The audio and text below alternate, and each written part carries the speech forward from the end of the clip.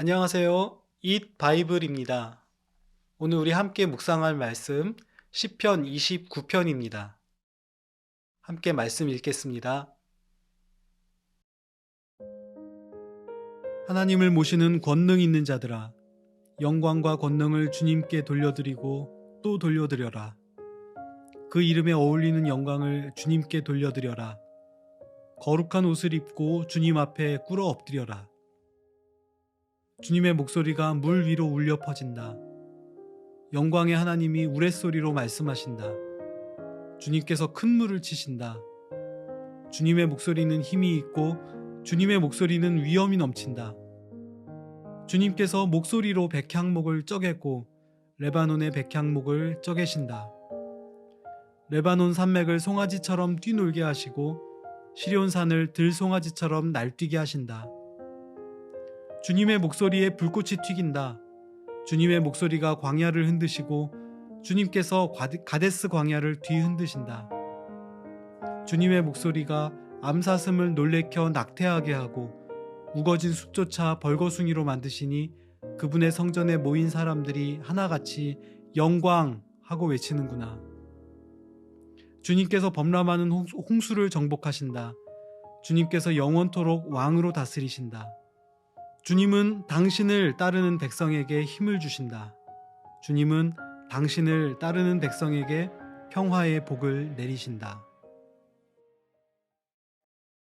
유명한 사람 또는 힘 있는 사람 만날 때 뵙게 되어 영광입니다 라며 인사할 때가 있습니다. 그가 이룬 성취나 영향력에 대한 경의의 표현일 것입니다. 그만큼 사람들은 이런 성취나 영광을 얻기 위해서 많은 수고를 했겠지요.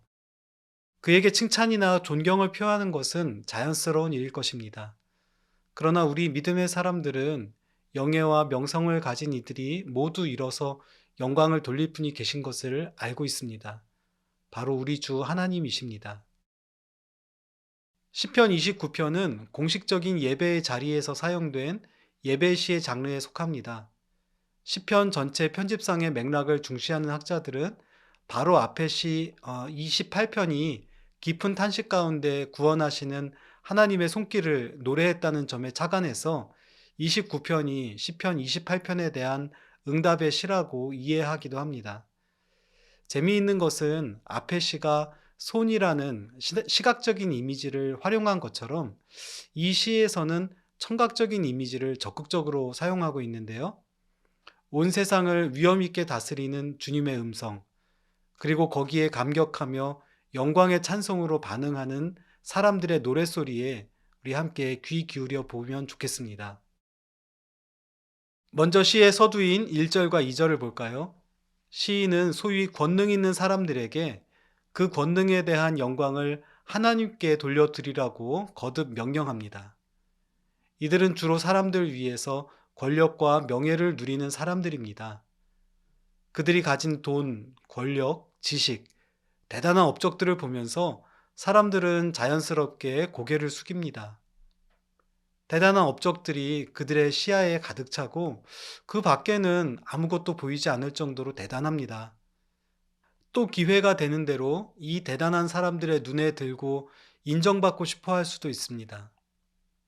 그런데 시인의 반응은 사뭇 다릅니다. 위대한 사람들, 많은 업적을 이룬 사람들을 존중하면서도 그들의 영광 너머에 계시는 이를 잊지 않고 있습니다. 헤아릴 수 없는 그분의 권능과 영광을 아낌없이 베풀고 계시는 분이십니다.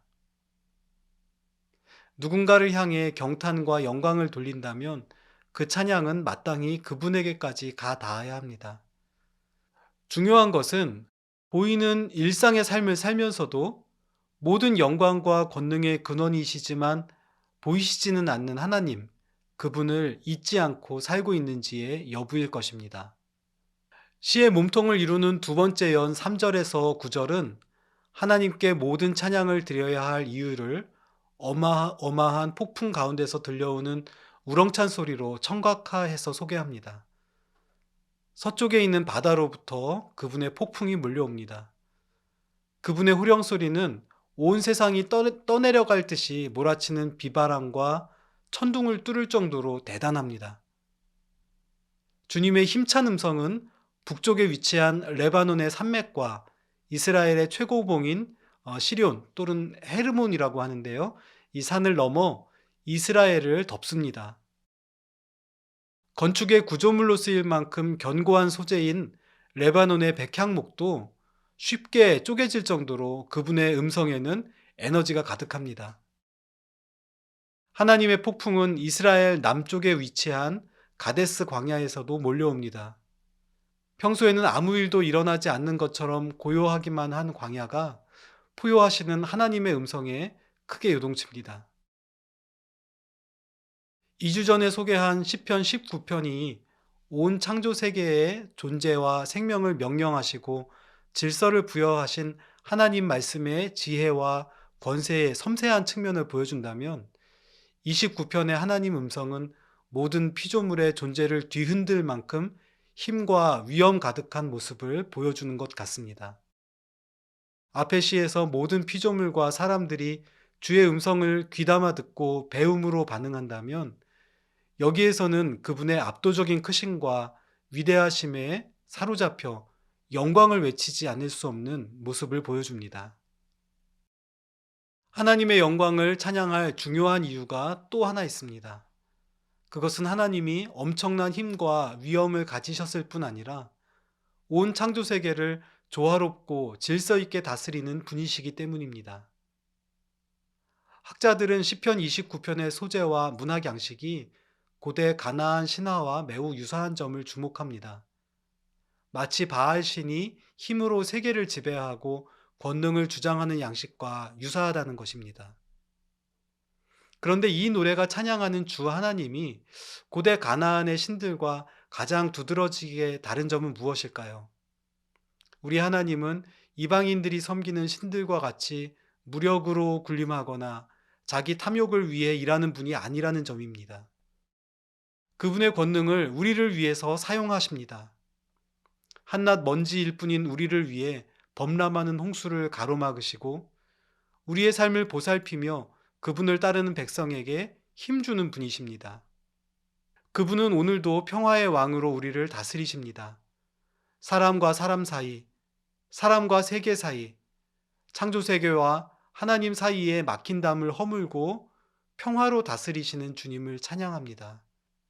평화의 왕 주님을 찬양합니다.